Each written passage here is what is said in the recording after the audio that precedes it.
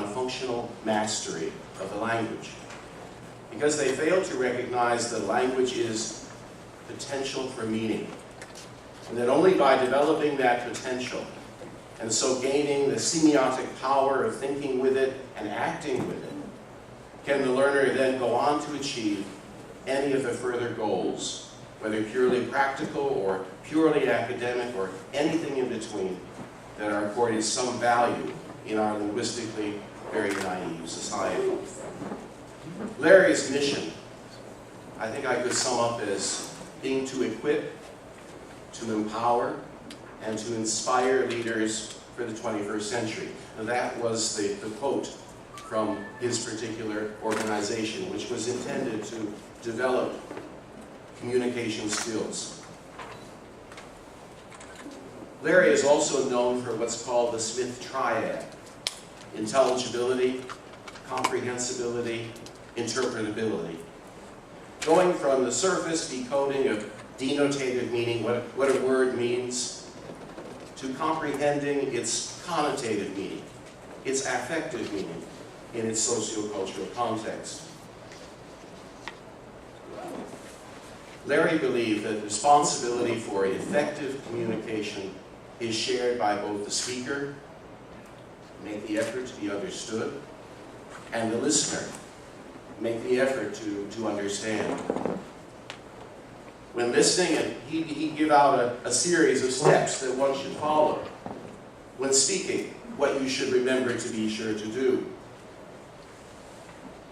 Another aspect of looking at Larry's work is, of course, what he's done with World Englishes. Again, I'd like to quote from Michael Halliday. Michael Halliday says this: "A language is not only the vehicle of a living culture, thus embodying the meanings out of the past, but also a semiotic powerhouse out of which will come new meanings and the new cultures that we can expect to arise in the future." Edwin Tumbu is known as the father of English language poetry in Singapore. He wrote a poem. The poem was dedicated to, well, it says it there, for L and B. Well, who's L? Of course, Larry. Who's B? Braj. This is for Larry Smith and Braj Kachru. This poem, it follows obviously with some inspiration from Coleridge's work, Kubla Khan. You can see that, the hint of that, at one point in the poem. It refers to ancestral voices in the twilight of the creek. And again, you have ancestral voices mentioned in Coleridge's Kubla Khan. But there are other ways in which Edwin Tumbu's poem mirrors, in many respects, Coleridge's work. Coleridge's poem and Tumbu's can both be divided really into two movements. The first movement begins the beginning. The second movement begins the start. The first movement is really almost like a hymn. It celebrates the power of the Word. The beginning was the Word, God. The second movement, however, focuses more on the ramifications of the spread of English worldwide. Let's look at the poem. The beginning was the Word, God, as polymath distributed syllables to perfect seasons in the land. Our sense of edifice of stars, Om, Alpha, the limitless, Mahala Om. Grace is affirmed, humble call to prayer, prophecy, perpetual whisper, impelling bud to rose, the adjectival poise of mountain, sea, and plain. The Word traveled, tilted, soared, in songs unfolding fragrances, arched across double rainbows, multiplied lush, humming islands, entered the hot blood of Halmamo, the scaling orioles of the sun, the dedicating frangipani as it fell. Riding, glistening surfaces of wind, voices shot from the conjugating hearts, each seamless chant will ever bind Ramasita, Adam Eve, Ukonya Mumbe, whose redeeming myths still illuminate, render precise the march of history. So ends the first movement. the beginning of the second movement, the start of speech communities, natal semantic lows, empires, Kotru circles, vigilant certainty against forked tongue, as assertive tribes insinuate authority, invent command, extend language into power, neo-power into language, the play of words. Then the word begot tefel, tessel, and tg, ways of discourse, metafiction, streams of specialists whose disciples hypothesized, quarreled, exported heresies. Then some perceived avatars, a third eye, ancestral voices in the twilight of the creep, the serpent and the rope.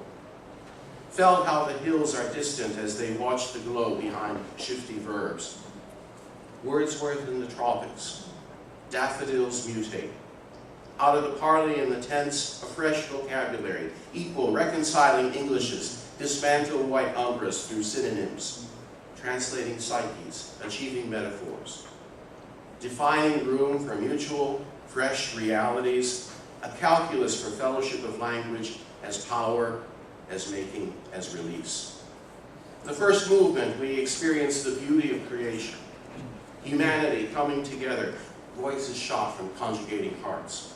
The second movement, the stirrings of tribal assertiveness, linguistic chauvinism. But then quarreling gives way to the parley and the tense, leading to a fresh vocabulary, equal, reconciling Englishes.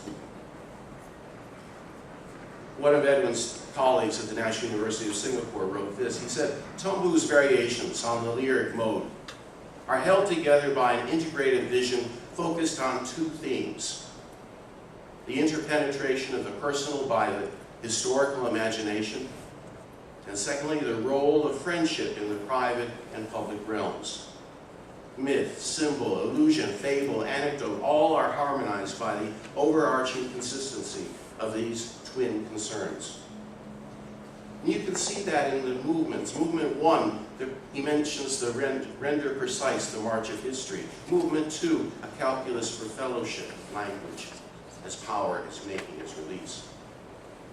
The point being that when it comes to world Englishes, it isn't just multiplication as though one were producing photocopies. A simple arithmetic isn't adequate to account for what has evolved, the pluralistic nature, the many existing varieties of English worldwide. And because you have Kotru's three circles and you have Smith's triad, repeatedly throughout the poem there are a number of triads, things repeated in threes. I won't go through all of them. Daniel won't allow me.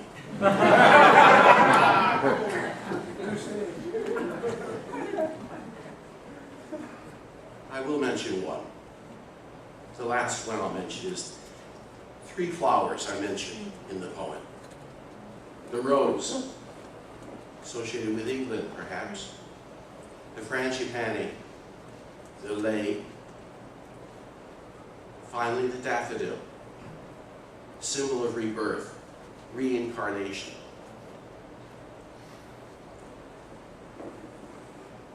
V.S. Naipaul said this: the language was ours to use as we pleased. The literature that came with it was therefore of peculiar authority, but this literature was like an alien mythology. There was, for instance, Wordsworth's notorious poem about the daffodil, a pretty little flower, no doubt, but we had never seen it. Could the poem have any meaning for us? But for Edmund, in taking his technique, his own history, his art became the means for, as he puts it, translating psyches, achieving metaphors, defining room for mutual fresh realities.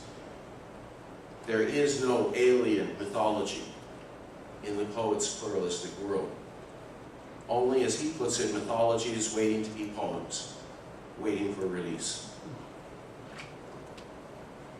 I remember this poem very well because when I left Singapore to go to Hong Kong, this was many years ago, I was teaching sociolinguistics, and I asked Edwin if he would come along to my last lecture and read his poem, Language is Power. He agreed to, and so I went to his office. I mean, he was the dean, so I went to his office to escort him to the lecture hall. And on the way, I said to him, if you don't mind, after you finish reading the poem, would you explain the poem? He looked at me with the sternest expression. It was good I was leaving, by the way. And he said to me, you never asked the poet to interpret his own poem. And at first I thought, okay. Later it sunk in why that's the case. And it's something that he says here. He says the poet's technique is what releases the poem into a form of immortality. Why? Because when the poet interprets the poem, that's what the poem means. It can mean nothing else. But when the poet doesn't interpret his own poem, it can mean whatever it means to me, whatever it means to you. And the poem lives and it means, and it does so eternally, forever as long as it's read. I'd like to close with a story. And the story is, it's written by J.R.R. Tolkien. It's mentioned in this book by Timothy Keller. The point I want to make is that just like poetry is immortal, yes, I think every good endeavor is immortal. And I think this applies especially to Larry Smith. The story, the short story that J.R.R. Tolkien wrote is called Leaf by Niggle. And of course I'm not going to read the whole story, but I do want to read sort of an adaptation of it, which was in Timothy Keller's book, which I have, again, readapted a bit. I think you'll get the point. J.R.R. Tolkien spent decades working on the languages, histories, and stories behind The Lord of the Rings. But at one point, he despaired of ever being able to complete the work of his life. The thought of not finishing it was a dreadful and numbing thought. There was a particular tree along the road near Tolkien's house. One morning he found that the tree had been lopped off and mutilated by a neighbor. Tolkien worried that his precious Lord of the Rings, his internal tree, might suffer a similar fate. Frustrated by his own lack of mental energy and invention, combined with an uncertainty that was brought on by the war, he wrote a short story about a painter named Niggle, entitled Leaf by Niggle, and he sent it to the Dublin Review. We're told that Niggle had a long journey to make. He did not want to go. Indeed, the whole idea was distasteful to him, but he could not get out of it.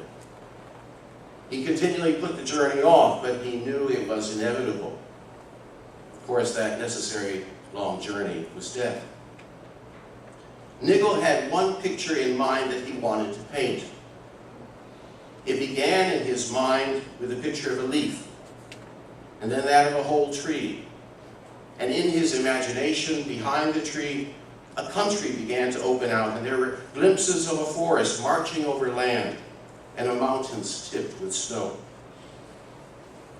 To accommodate his vision, Niggle prepared a canvas so large that he needed a ladder. He would work on his canvas, putting in a touch here and rubbing a patch there. Now Niggle, as his name implied, was a perfectionist. The Oxford English Dictionary defines niggle as to work in a fiddling or ineffective way, to spend time unnecessarily on petty details. Niggle spent a long time on a single leaf, trying to get the shading and the sheen and the dewdrops just right.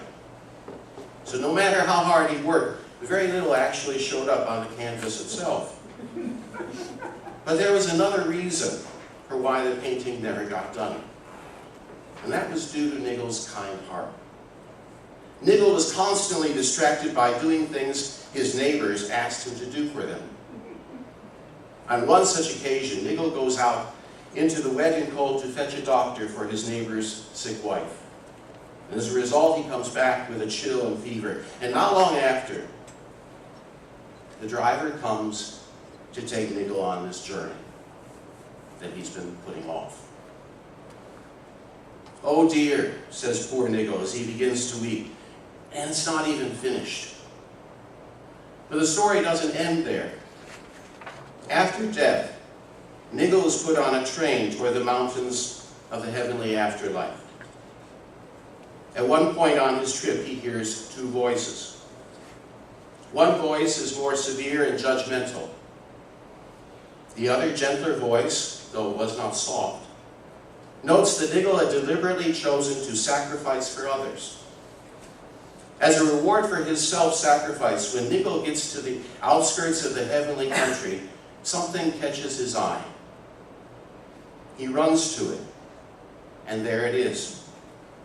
Before him stands the tree, his tree, finished, its leaves opening, its branches growing, bending in the wind that Nigel had so often felt or guessed, and yet had so often failed to catch. He gazes at the tree, and slowly he lifts his arms and opens them wide. "It is a gift," he said. In this new country, the permanently real world, he finds that his tree exists in full detail and finished. It was not just a fancy of his that had died with him. No, it was indeed part of the true reality that would live and be enjoyed forever. The small bit of it he had unveiled to people on earth had been a vision of the truth. Everyone is Nigel. Everyone imagines accomplishing things, and everyone wants to make a difference in life. Larry, like Tolkien, believed there is a true reality beyond this one. And this life is not all there is. Every good endeavor, even the simplest ones, matter forever. Larry believed in a future, a healed world that God would bring about. And being the faithful servant that he was, Larry did his part to bring that world about. Knowing that inevitably the whole tree that he sought, the beauty, the harmony, justice, comfort, joy, and community, would someday come to fruition. I dedicate this to Larry Smith. Thank you.